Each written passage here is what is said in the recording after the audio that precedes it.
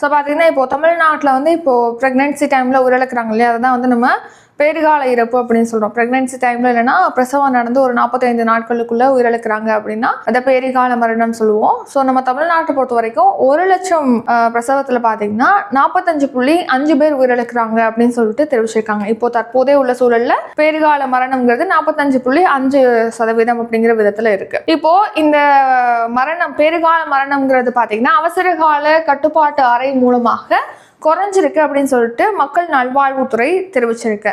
So பார்த்தீங்கன்னா நம்ம தமிழ்நாட்டில் இந்த மாதிரி பேறுகால மரணங்கள் எப்படி ஏற்படுது, எதனால பேறுகால மரணங்கள் ஏற்படுது அப்படின்னா பிரசவத்துக்கு அப்புறமா பார்த்தீங்கன்னா அதீதமான இரத்தப்போக்கு ஏற்படுறது, உயர் ரத்த அழுத்தம் அவங்களுக்கு இருக்குது, கிருமி தொற்று ஏற்படுறது, இதயம் சம்பந்தப்பட்ட பாதிப்புகள் காரணமாக பேறுகால மரணங்கள் ஏற்படுது.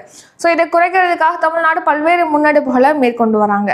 அதாவது பார்த்தீங்கன்னா மக்கள் நல்வாழ்வுத்துறை செயலர் சார்பில் பார்த்தீங்கன்னா இந்த பேறுகால இறப்புகளை குறைக்கிறதுக்காக மாநில அளவில் செயலாக்க குழுவானது செயல்படுகிறது. இந்த குழுவை பொறுத்த வரைக்கும் இதோட தலைவராக மக்கள் நல்வாழ்வுத்துறை செயலர் இருப்பாங்க.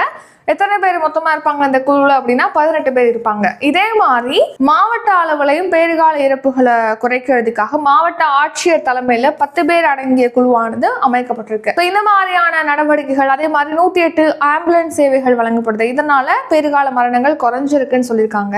இப்போ இந்த வருஷத்துல பாத்தீங்கன்னா கடந்த 2024ஆம் ஆண்டு ஏப்ரல்ல இருந்து டிசம்பர் வரையிலான காலகட்டத்தில் பாத்தீங்கன்னா 17% பேறுகால மரணம் குறைஞ்சிருக்கு. அதாவது எவ்வளவா இருக்குன்னா 1 லட்சம் பேருக்கு 40.7 அப்படிங்கிற சதவீதத்துல வந்து பேறுகால மரணம் இருக்கு. இதே காலகட்டத்துல அதுக்கு முந்தைய வருடம் பாத்தீங்கன்னா 48% இருந்துச்சு. அதாவது 1 லட்சம் பேருக்கு 48 பேர் வந்து உயிரிழக்கிற அப்படிங்கிற விகிதத்துல இருந்தது. இப்போ அது குறைஞ்சிருக்கு அப்படின்னு சொல்லிட்டு தெரிவிச்சிருக்காங்க.